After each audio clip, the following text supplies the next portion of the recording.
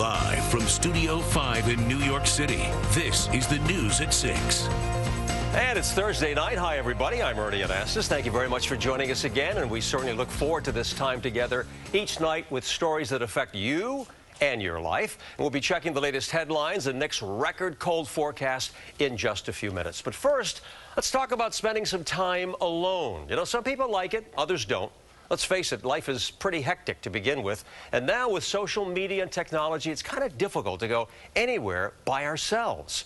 Being alone is often rare, kind of precious. And tonight we'll talk live to an expert all about it. But let's start off with our own Lidia Curanaj.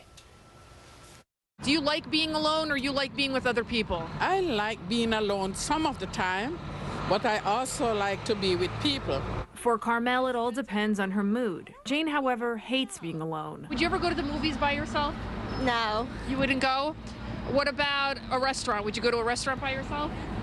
Probably not. Why is that? I don't like eating by myself. At least she stopped to speak to us. I'm a total loner. Come here. See, that's why you're afraid to talk to us.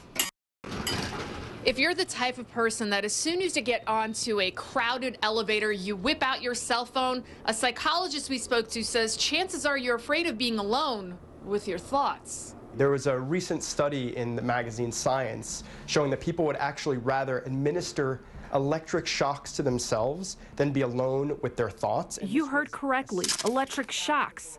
That's because clinical psychologist Dr. Michaelis says most people prefer physical pain over emotional pain. For a lot of people that have difficulty being alone, it's like when they have that moment of quiet, it's like this rush of painful thoughts and experiences come in, and they don't know how to deal with it, so they move immediately to their cell phones as a way of distracting themselves. Dr. Michaelis says it's important to distinguish from those choosing to be alone and being lonely. People who are alone by choice actually really tend to be happier in many ways. They tend to be more social than people that are in couples. If you have anxiety being around others, take baby steps like being kind to strangers. I like to say hello, good morning, and hi, how you doing?